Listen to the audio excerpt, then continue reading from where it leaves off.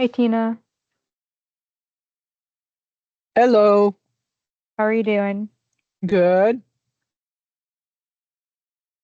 Good.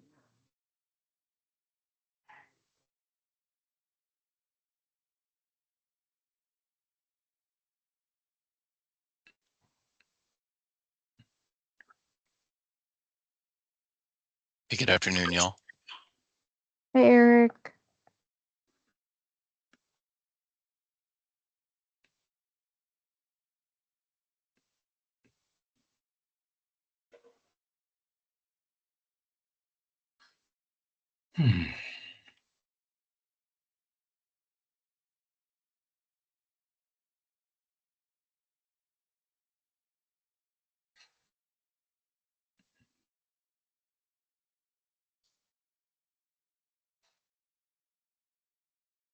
Give folks just another minute or so here before we get started. That's good.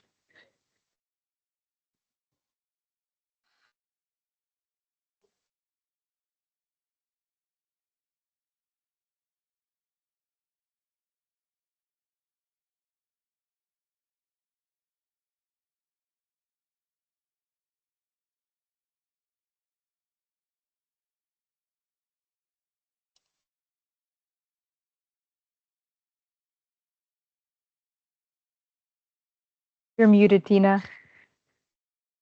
No yawning allowed. Supposed to turn your camera off when you do that, Lori. I'm pretty straightforward.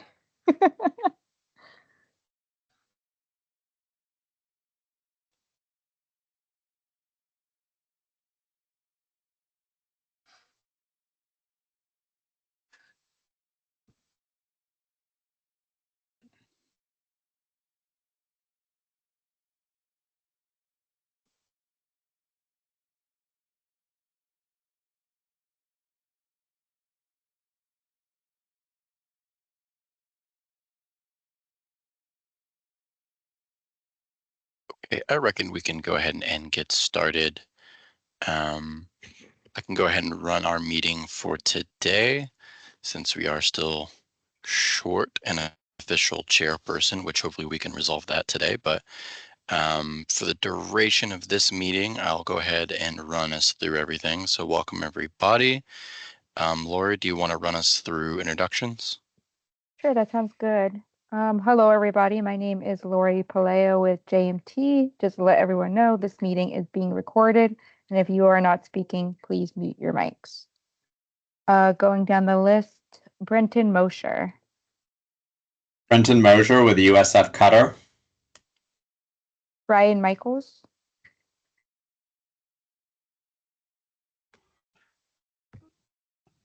Brian Michaels. What agency are you with?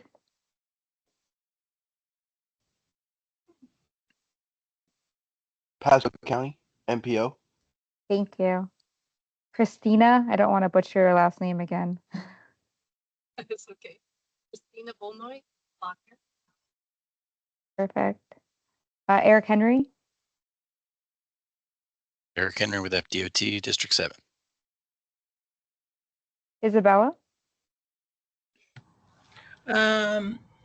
Isabel DiCepolo Izzy from HCA Bayonet Point Hospital, the local trauma center. Jim Hartwell. Good afternoon, Jim Hartwell with Element Engineering. I'm law enforcement liaison. Jonathan Rose. Jonathan Rose, Everhouse Police Department. Casey Kersey. Hi, everyone. Casey Kersey with EXP. I am a consultant to the Pasco County MPO, and I sit as a volunteer on your traffic safety team. Matthew Beaumonte. Hey, good afternoon, guys. Matt Belmonte, Safety Analyst with Gresham Smith. Tina Russo. Tina Russo, I'm the Bike Ped Program Manager for DOT District 7 Safety Office. Sheila Rainey. Hi, this is Sheila Rainey. I'm with Johns Hopkins All Children's Hospital, Florida Suncoast Safe Kids. Tommy Lee Hunt.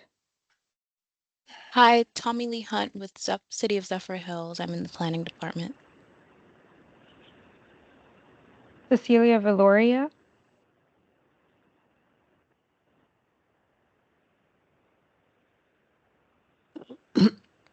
Cecilia Valoria, I'm just listening. I'm a CHA consultant. Wayne. Wayne Gascio, resident, Ivy Lake Estates. And there's a 352 number that called in.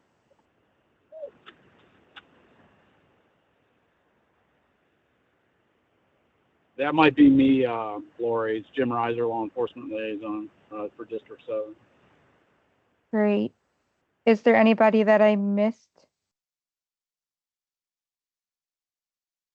Hey, Eric, I believe that is everybody. Cool, thank you, Lori.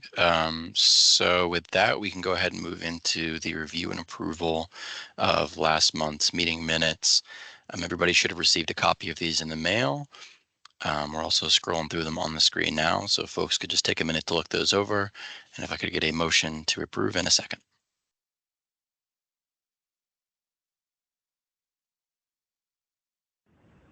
This is Jim Reiser. I'll motion to approve. Thank you, Jim. Matt Belmonte, I'll second. Perfect. Thank you, Matt. All right, with that, let's go over our old business, which is our problem identification, problem location follow-ups, starting with US 19 and Bay Boulevard. I know in the last meeting, I believe I mentioned this, but I talked with some traffic op folks. And they had previously looked at this location, but there were some constraints with the signal on Ridge Road that are preventing them from completing some of these treatments. So I have not heard anything further on that. I don't know, Tina, have you heard anything else? No, I have not, other than and I remember talking to Jensen and Kelsey and those guys. I don't think there is anything else that can be done because of what you said about Ridge Road, that we couldn't do anything with the timing or anything. Yeah, And I so think James Reiser even kind of confirmed that too. Didn't you, Jim, say something like that as well? Yeah, that's correct. That's just the way that's configured is going to be problematic at different times of the day, but I agree with what you just said. That's exactly what I think the consensus was. Is this Right. something we should remove from the problem location sheet if there's not much that could be done? I think so, yeah, unless anybody has any other ideas they want to explore, any other avenues to look at this place. But I think we've been over it a few times over the last few years. It's been kind of looked at from a lot of different angles. So I think for now we can go ahead and mark it for removal. Sounds good. Next up, we have 301 and Chansey Road. I know construction was complete, but I think last meeting there were still a couple of concerns related to this intersection. I can't recall exactly what that was. Was it an issue with the truck traffic? It looks like. Yeah, we were going to try to follow up with Pasco MPO on truck traffic, but I think everything's been done on this project that can be done until 301 is widened. All right. Is there anything pressing that we want to look at to keep this on our problem location sheet, or since construction is completed and the original issue is resolved, do we want to just take it off for now until any specific issues post-construction come up? Hearing no objections, I think we'll go ahead with that. This is great. 2 items off of our problem location sheet in one meeting. This is great. Not solid resolutions either way, I guess, but Daughtry Road at US 301. I do not have any update on this from our side. I have not heard anything. No, and I think traffic ops from Pasco was Amy, and then we're supposed to look at it a little bit, and I don't see anybody from traffic ops on the meeting either. All right, we can maybe touch base with them and see if we can have an update at the next meeting. State Road 52 at Moonlake Road. This is another one that I think unfortunately there's just not going to be any movement on. They looked at doing a signal and the funding just isn't there for this project. So it might be a matter of looking at it at a future project, trying to get it funded on its own. But it's not going to be coming as a part of this resurfacing, unfortunately.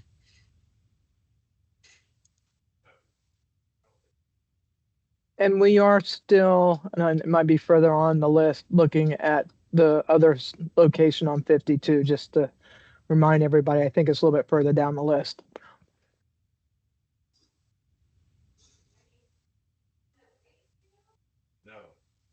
State Road 50, yeah. So this is the one just west of the project limits for that resurfacing. It's literally like just west of where that project ends. But we've been doing safety reviews for this location. In the safety office, I just saw we had terming movement counts that were collected that just came in.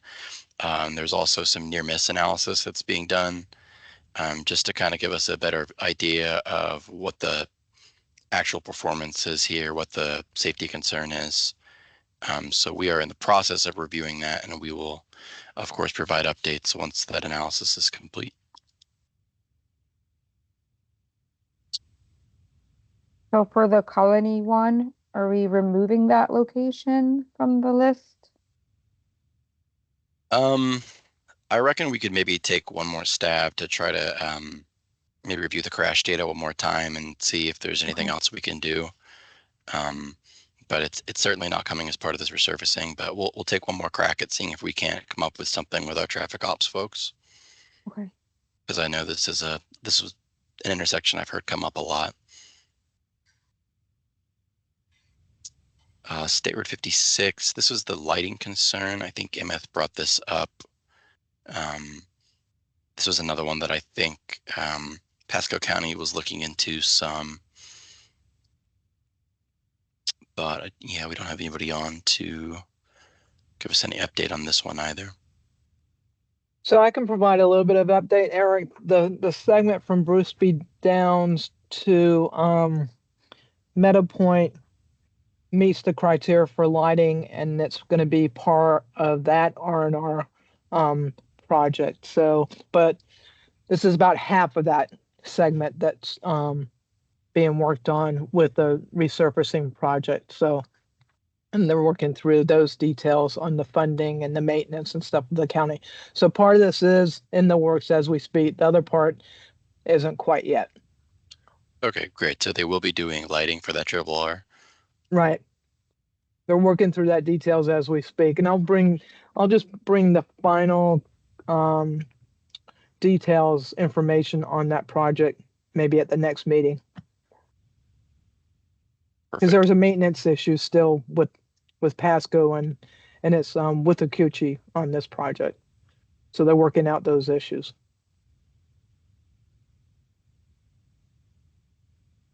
Alrighty. Stair 52 at Parkwood. We talked about this one. We will keep you all posted. And I think that is it for our problem locations. Excuse me. New business and report outs from folks. Does anybody have anything on education?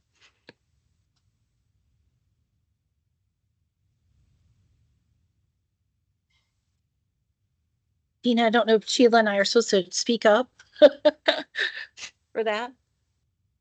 Why don't y'all speak up on that? And I'm going to have Izzy kind of talk about what we're planning to do with. Well, Sheila's on with me, Sheila. Sheila's been super busy with the helmet fitting, and I assisted her along with Mercedes and Renisa at Pinellas County Plato Academy. We did 70 helmets for third, fourth, and fifth graders. I think the helmets were just for third graders, but they were able to educate third, fourth, and fifth in a great group there. That was last week. And then I'm going with Tina and Sheila tomorrow to the school in Lutz that was on the news, and we're doing an all-day education and helmet fitting for there tomorrow as well. Tina, what else have you been up to, Sheila? I know helmets are at a big premium right now to get if you're thinking about any events.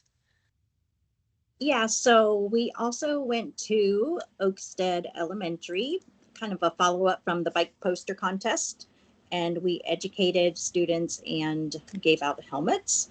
I am looking up those numbers right now, but I think it was around 200 students received education, and then 80 students received helmets. Actually, I take that back. It was about 100 students received helmets.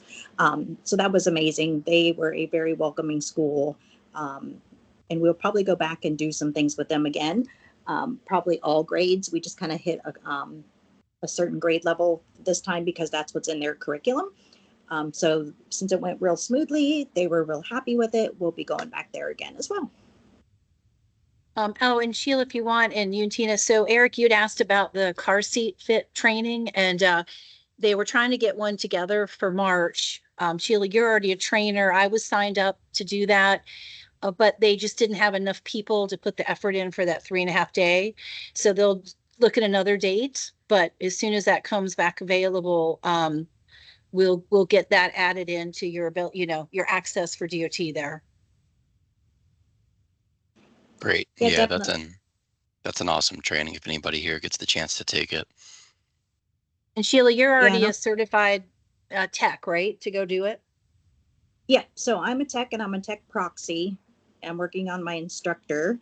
So the class is led by instructors and assisted by techs. And then there's a certain number of students to instructors. So it's 1 to 5. The class is amazing. It's tough. If you can't hack it, then don't go because it's a tough class. If anybody else on here has taken it, but it is so worth it and it is so amazing, and the things you can do with it are great. So it's worth it. It just it's a tough couple days, especially if you take it in the summer. Try not to take it in July. That's not always. But other than that, it's a super good Yeah, course. so Eric, we've got 3 or 4 people ready to jump on when that really can get held with enough people. But oh yeah, Tina and Sheila and I was their helper, did helmet training to about 14 people down in St. Pete and at the beginning of the month. And that was a really good, they had representatives from Pinellas County, Clearwater, crossing guards, the city of St. Pete, Ford Pinellas, Pasco MPO. It was a great group, and they've all been trained to be certified helmet fitters now.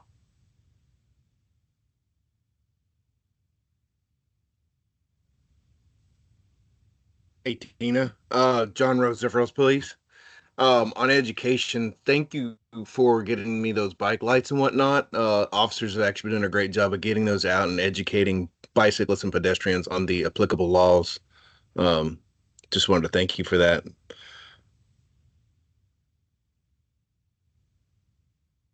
Great. If you need more, let us know. That's what we're here for.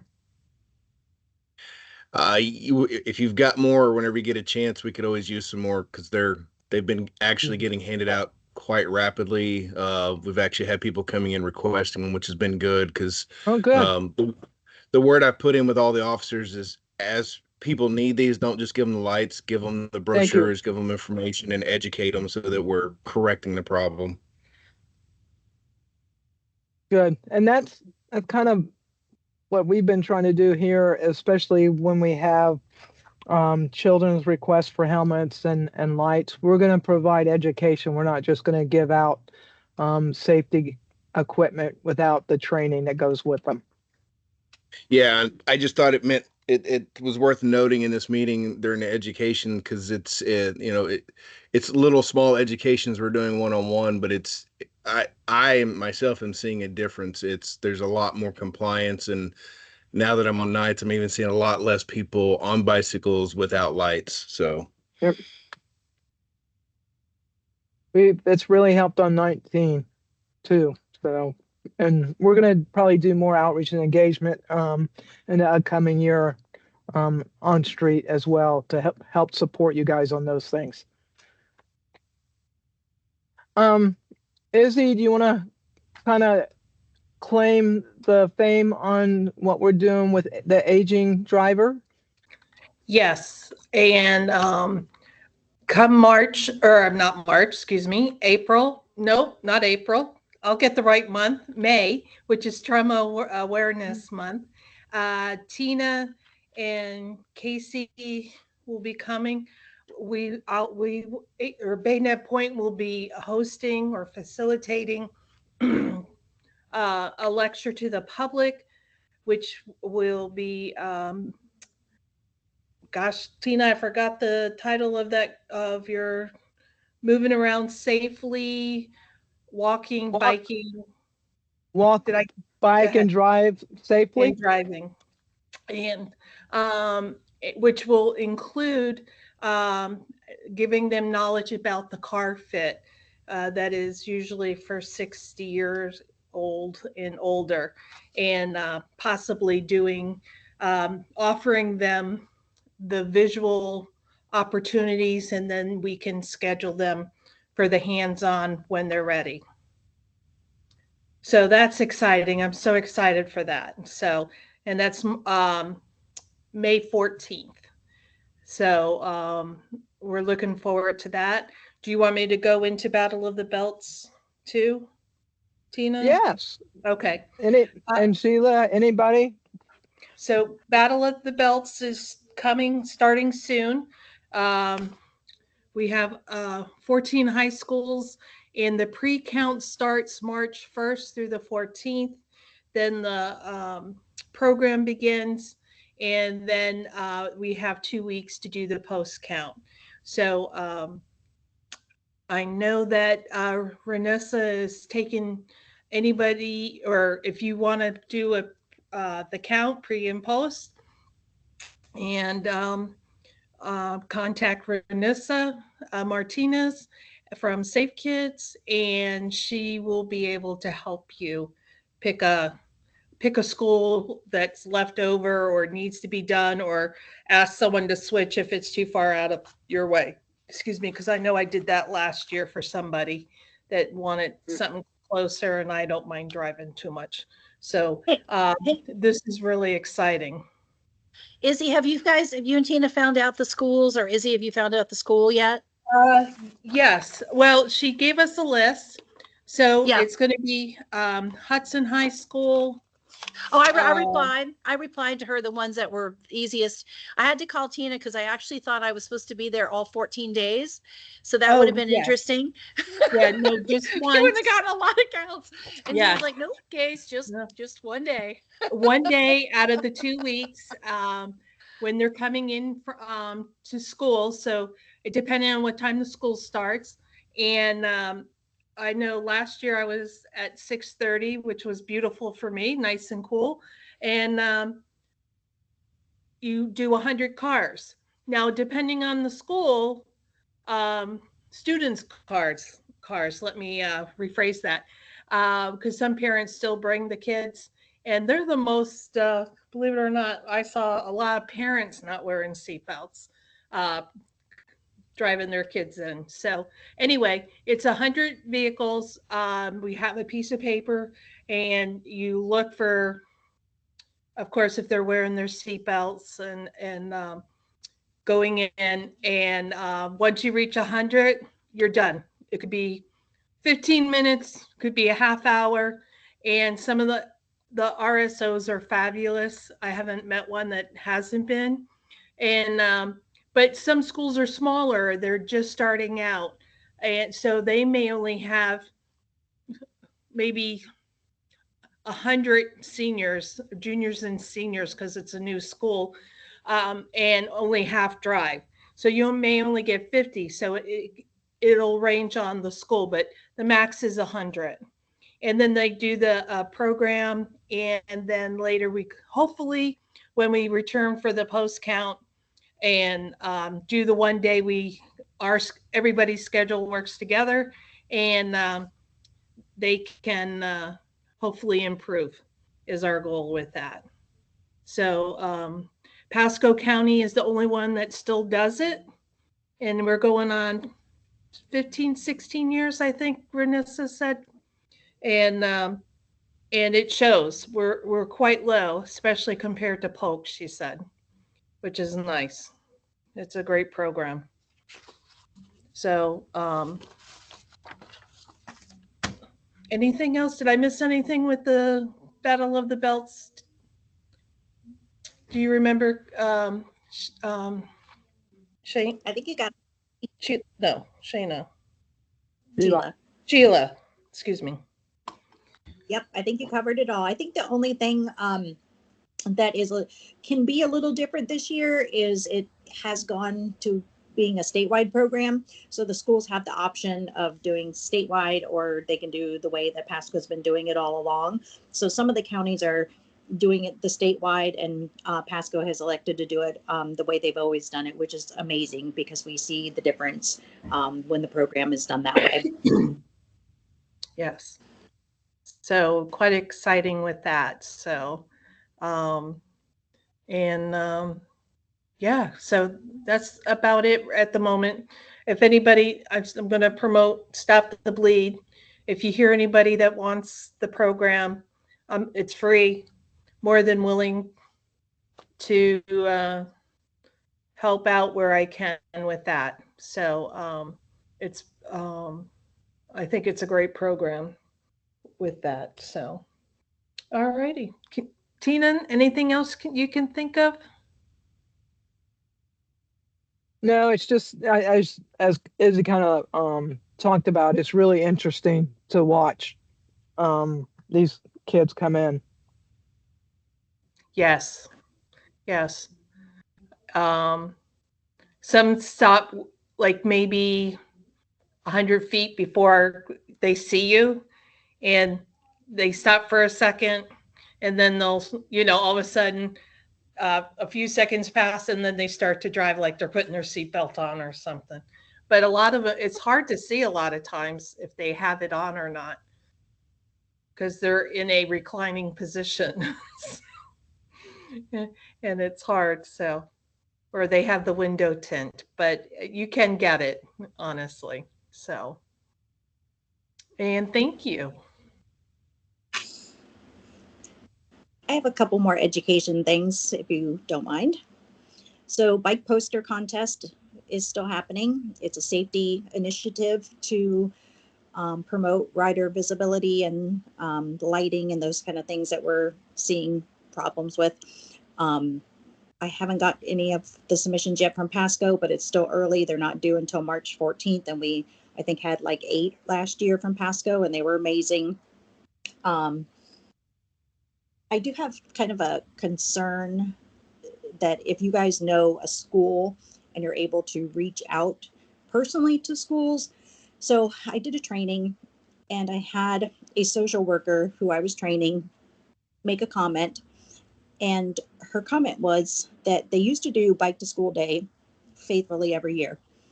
They no longer do that because what happens inside their fences is all they worry about now. And so I did, at the last Safe Kids Pasco meeting, have another person that was there say that she had a family member that works for the district, and that also applies to their SROs when things like an ESE student elopes and leaves the campus. They can only pursue them to the point of the fence lines of the campus. So in regards to the Bike to School Day, there are still some Pasco schools that do it.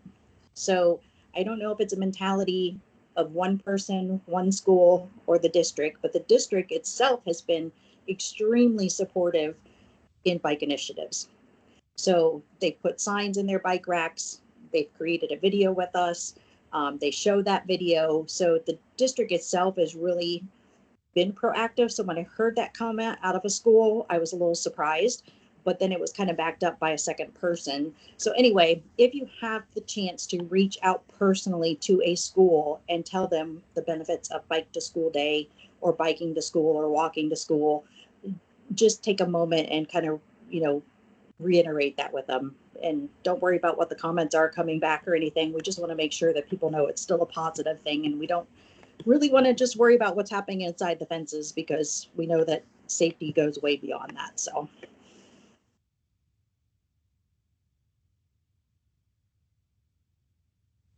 And that's all I have. Thank you. Thank you for sharing that, Sheila. I'll keep my ears out for anything I hear. That's the first I've ever heard of a school saying that they only have care for other students within the grounds of their school. That doesn't track with me either. So we'll see what we can do. Yeah, thank you. Appreciate it. Does anybody? Oh, Renisa, go ahead. Hi, everybody. I apologize. I logged on late, but I think I overheard Izzy and Tina confirming details about Battle of the Belts and, the program it is. So I wanted to say thank you to the ladies. We will have it ongoing this year. We did push the dates a little further, but we will be having it again. It was wonderful to see the participation. So thank you, Eric, for getting a few people and shuffling them to me. They're, wonderful that we had some volunteers who were able to take on some of the schools. And so I'll be in contact with everybody moving forward. I am getting together the SROs for a formal meeting to talk about Battle of the Belts. And for that meeting, I'll go ahead and invite the individuals who will be kind of assisting and volunteering. So if they would like to pop on and watch or see or attend the meeting as well, they have the ability to. So I'm going to be working on that. And yeah, the SROs are excited and ready to go this year. So we will be continuing the education. So thank you all so much for assisting with that, because we wouldn't be able to have it and continue it if it were not for you. So thank you. Great. And are y'all fully staffed for it now? Are we still looking for any volunteers? Yeah, we could always use a few more. Most people are just taking one school. So the idea is it kind of comes off as like maybe you have to go every day of the week or something, but it's just one single time of counting the students. But we have about 2 weeks to do it. So it gives us, the members or whoever's volunteering, enough time to, blend it in with their schedule, because we all know you all have many other responsibilities and obligations. So yeah, we could always use a few extra hands. If anybody is interested, message me or message Eric, and I'm sure he will be able to streamline you to me. So yeah, we could always use some more people to help out. Thank you for asking. All right, perfect. Thank you, Renisa. Janine, saw you had your hand up next. Yep. Hi. Sorry, I was late also. I was actually on the phone making a connection with Bishop McLaughlin High School. We're going to be doing our brand new program with them called Promposal, that's right around prom and talks to their juniors and seniors about impaired driving prevention. So I'm really excited that school's coming on for our new program. So that's why I was late. It was totally related to what we're doing right now. So really excited about that. We've, been doing our normal here, getting the word out with impaired driving and underage drinking and drug use prevention here in the county. I got some new places, some churches that I've been able to get into and speak with their youth groups, which has been huge groups, which I'm really excited about here in the county. My normal connections with Wiregrass Ranch High School, and they have their upcoming safety fair, which I know a lot of people on here do participate in that. If you're not already signed up, I know that Greg Finkel would love to have your organization there, any health and safety for their fair, which is coming up on, when is it? I gotta look at the next month. It's on the March 11th. So if you're not there already or need information, reach out. I can connect you with Greg Finkel if you don't know him. And ongoing with our juvenile court system, working with them closely, talking with youth there. And then we have this is kind of open forum, but I'll do it while I'm talking. We have our upcoming Walk Like Mad for Tampa Bay. It is on March 28th. It's a Friday evening at USF. It is the whole Tampa Bay area that's invited. Again, I know a lot of organizations and people on here do participate. So if I'm going to put information in the chat, if you need more info, if you're not already signed up. So I think that's it for MAD. Thank you.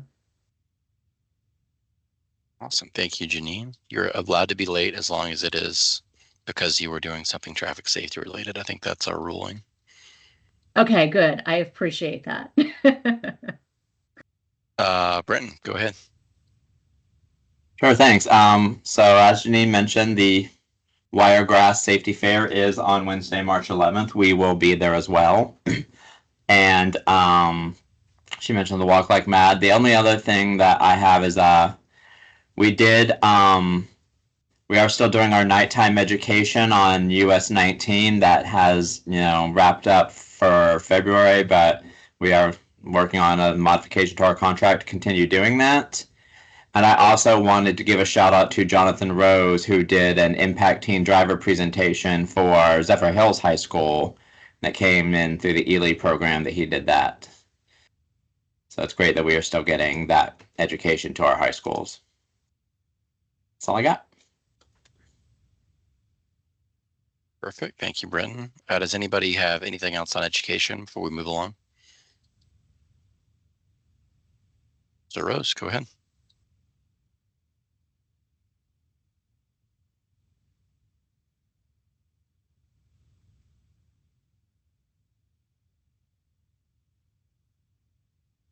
If you're talking, we can't hear you. Sorry. Thank you, Brenton, for that. I taught 3 periods at the high school. It went really well. Got a lot of buy-in from the teachers and actually a lot more enthusiasm from the students than I expected to get. So it went really well. It was also an opportunity that the city public information officer was able to actually get some pictures and video and post them to social media. Ironically, it has even encouraged some of our city officials. There's a city email that's been going around now that's even now talking about teaching more of our city employees about distracted driving that they can take home to their kids.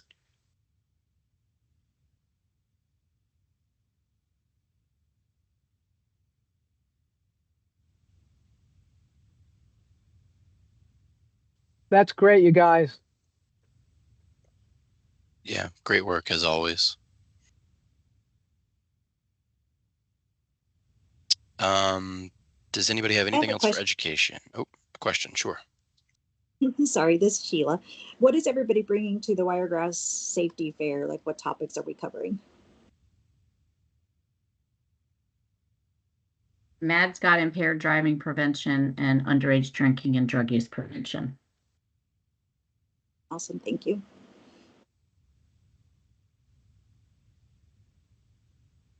I think we're just going to bring general traffic safety stuff across the board, walking, biking, driving safely. Okay. Sounds good. Thank you. It's mainly high school, right, Brenton? So we're going to try to make sure on that age group mainly. But again, they're driving, so.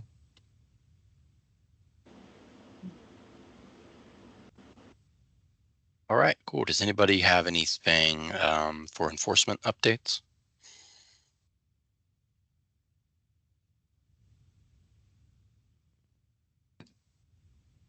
Eric, this is Wayne Gaskill. How you doing? Want to just say thank you for the participation and getting some people involved with this intersection of 54 and crossings. It has made a difference with the racing cars. So a lot of the neighbors are sleeping a little better now. So I thank you for that. Great, that's awesome. It's good to hear. It's always nice when there's something that we can quickly hop on and get resolved. Yeah, there was a lot of people responded to a lot of emails on that. So you lit the fire. Thank you.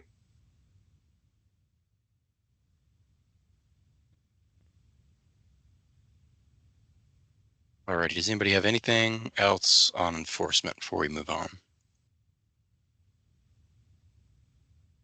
Nobody? All right, anything on engineering?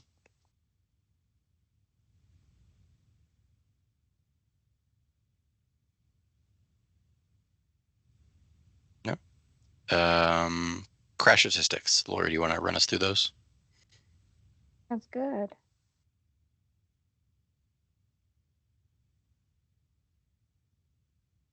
Oh, Venkat is joining. Okay, so from January 1st to December 16th of 2024, there were 98 fatal crashes. At the last meeting we had for the fatal crash map from January 1st to October 29th, there were 81 fatal crashes. So there's been 17 new fatal crashes added to the map. Those include 2 rollover, 2 rear end, 1 bicycle, 1 right angle, 3 other, 1 pedestrian, and 7 left turn fatal crashes. For the bicycle fatal crash, report number 264-16888 occurred on September 22nd at 11:05 p.m. on State Road 56 and Shops Lane at the T intersection in dark, lighted, clear, dry conditions. Vehicle 1 was traveling east on State Road 56 in the right travel lane approaching Shops Lane. Non-motorist 1 was traveling south on a bicycle in a marked crosswalk across State Road 56 near Shops Lane. The driver of Vehicle 1 failed to stop at a steady red traffic signal, causing the front right of Vehicle 1 to collide with the right side of non-motorist 1. For the pedestrian fatal crash, report number 264-63622. It occurred on November 25th at 5:34 a.m. on State Road 54 and Grand Boulevard at the 4-way intersection in dark, lighted, clear, and dry conditions. Vehicle 1 was traveling westbound in the right turn lane on State Road 54, approaching the intersection of Grand Boulevard. Non-motorist 1 was traveling northbound across State Road 54 in the marked crosswalk at the intersection of Grand Boulevard. The traffic control signal lights for westbound traffic on State Road 54 were a solid red. Vehicle 1 stopped for the solid red traffic control signal, and there was a vehicle stopped in the westbound outside lane of State Road 54, blocking the crosswalk. Non-motorist 1 went around the front of the vehicle that was blocking the crosswalk and came into the direct path of Vehicle 1. Driver 1 failed to observe non-motorist 1 within the intersection, and then while proceeding forward to make a right turn on Grand Boulevard, the front left corner of Vehicle 1 struck the non-motorist. So there were 98 fatal crashes through December 16th. In the same period in 2023, there were 87 fatal crashes. So we are up by 11 same period. Motorcycle fatal crashes are very high at 35%. And then the left turn fatal crashes are the highest fatal crash type in Pasco County, representing 24.5% of fatal crashes. Of all the 24 left turn fatal crashes, 54% were motorcycle related, 46% were vehicular related, and 63% occurred at night. So a lot of left turn fatal crashes, especially motorcycle and nighttime. That is all I got. Yeah, it's unfortunate to see that trend with motorcycle fatalities continuing the way that it has been. Do we have anybody? Sorry, go ahead. It's throughout a lot of the counties in District 7, unfortunately. Yeah, unfortunately so. It's a lot of that left turn. Mm-hmm. Does anybody in this group sit on the Motorcycle Coalition? Jim Reiser, District 7 liaison. Yeah, I'm on the coalition with my District 6 counterpart. Gotcha. I was just curious. No.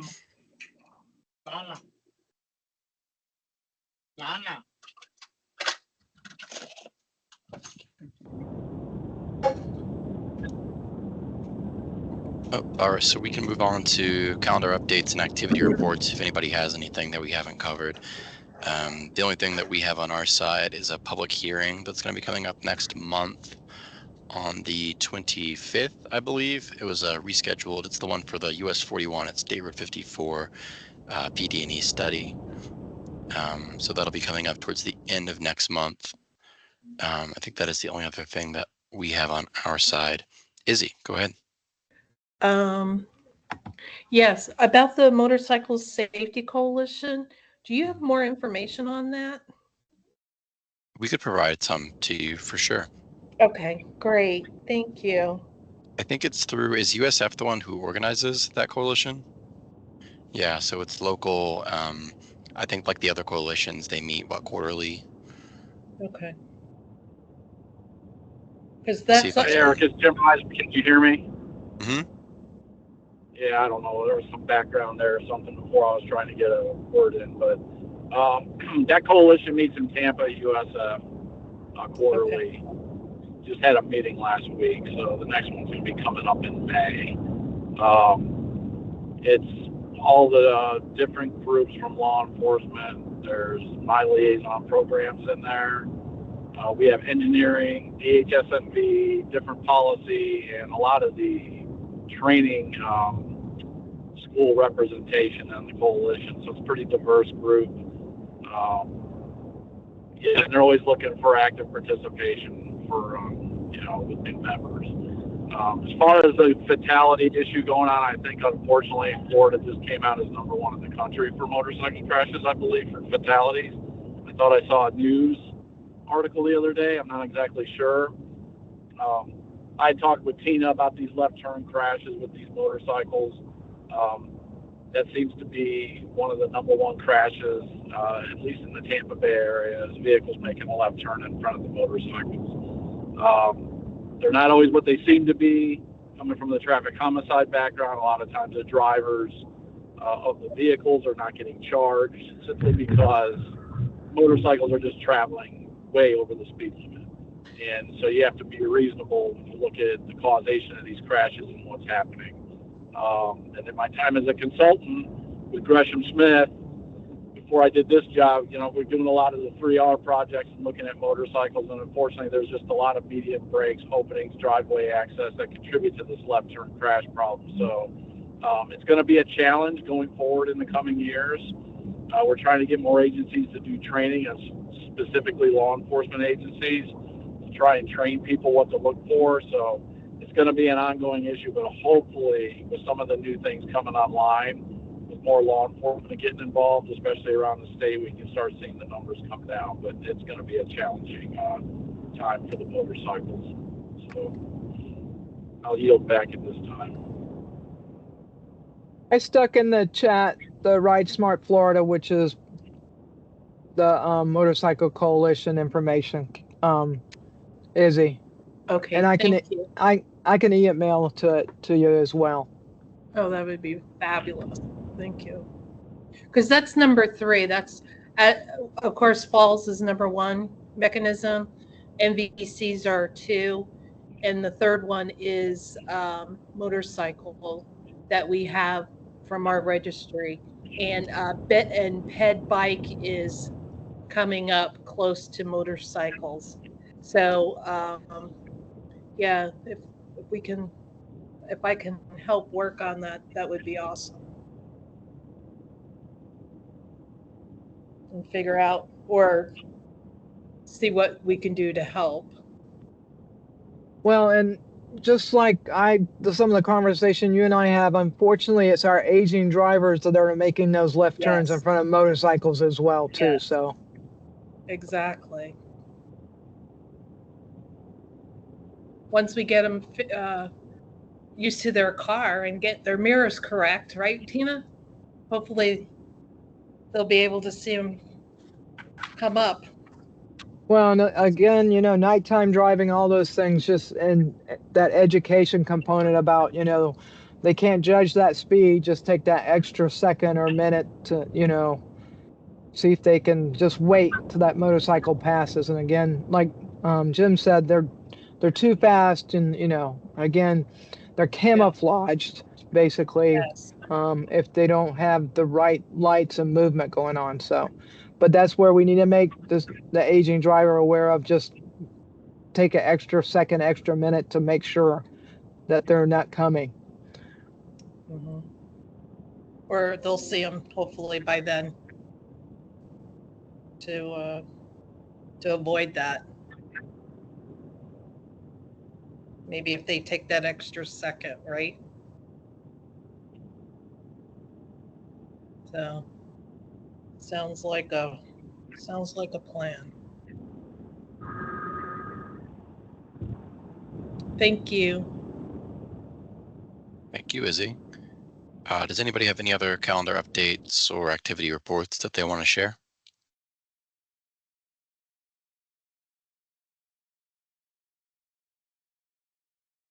Hearing none, we can move along. Our next item is fatality tracking. Should we remove this because it's kind of repetitive with the crash stats? Yeah, I agree. I was going to say I'm not sure what we were hoping to do here. Yeah. We've already covered that, I think. So We can just cruise right over it into the HSIP update. I don't believe there are any that I have an update for in Pasco County. The ball is rolling on several of our pending applications, though. So it's still not a bad time to submit those applications. If you have any ideas for low-cost countermeasures that you can use, LED stop signs, we can even do RFBs and stuff with signed and sealed engineering report. Happy to work with you to come up with concepts or whatever support you need from the safety office. Just let us know, see what we can team up and come up with for some low-cost safety countermeasures. So that is all I have for HSIP. Wrapping it up, did you have a presentation for us, Lori? Yes. Do we have time for that, or is that something we should push off?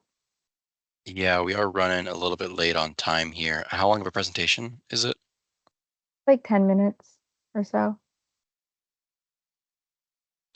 Let's do the second bullet on our list here first, and then see how we're looking on time. Okay. So as many of you know, we've had a vacant CTST chair position for our Pasco group since Tina left Pasco MPO to come join us over at the safety office. But we do have one person who has thrown their hat into the ring to volunteer to be our new chair. I think I saw her hop on. Good afternoon. Yeah, there she is. Hey, Christina. Hey, how are you? Good, good.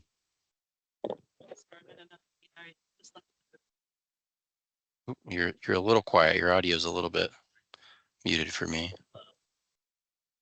Okay, I'll speak up.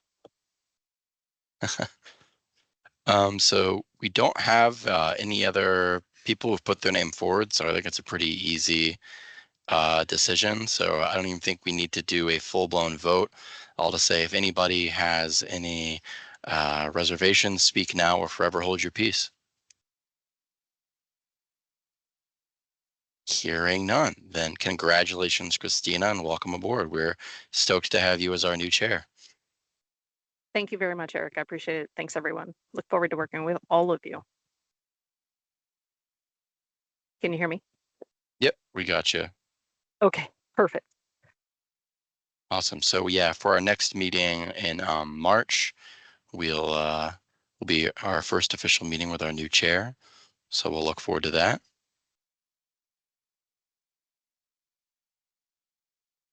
Sounds good. All right, good deal. We've got about 7 minutes left in our normally scheduled time. Does anybody have anything else they want to mention?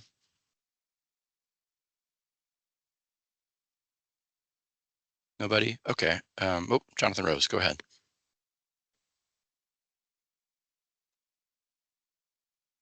I was thinking, listening to all these education programs and whatnot going on, and I don't know if there's time, but like if anyone wants to bring some of these education programs that they can set up, like maybe outdoors or whatnot, at an event. I know next weekend, not this weekend, but next weekend, the city of Zephyr Hills is having their Founders Day parade.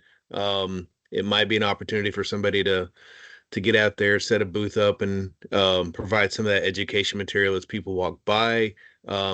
As I get other events that the city's doing, I'll relay them to y'all so that everyone can take them as an opportunity to maybe try and reach out to more Zephyr Hillians and get them on board as well.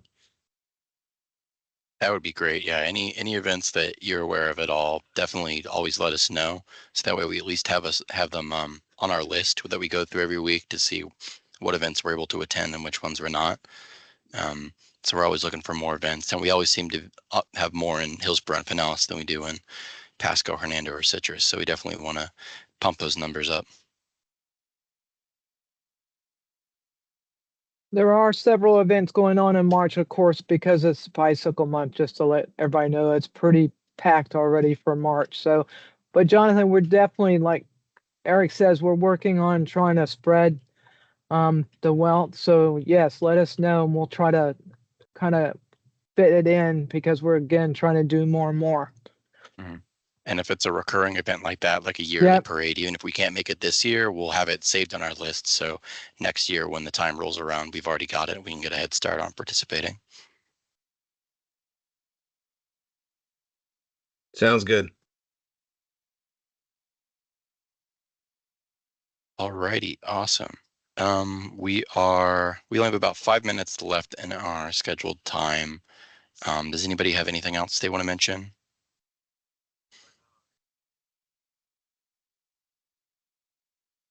Alrighty. I think we can probably just go ahead and bump this presentation until next meeting, if you don't mind, Lori. Yeah, that sounds perfect. All right, cool. If nobody has anything else, we can go ahead and adjourn the meeting. Our next meeting will be March 26th at 1:30 p.m. as well, and then it'll be virtual again. So we'll see you all there. Thank you. Eric. Thanks. Thanks, y'all. Have a good one. Goodbye. Bye, everybody.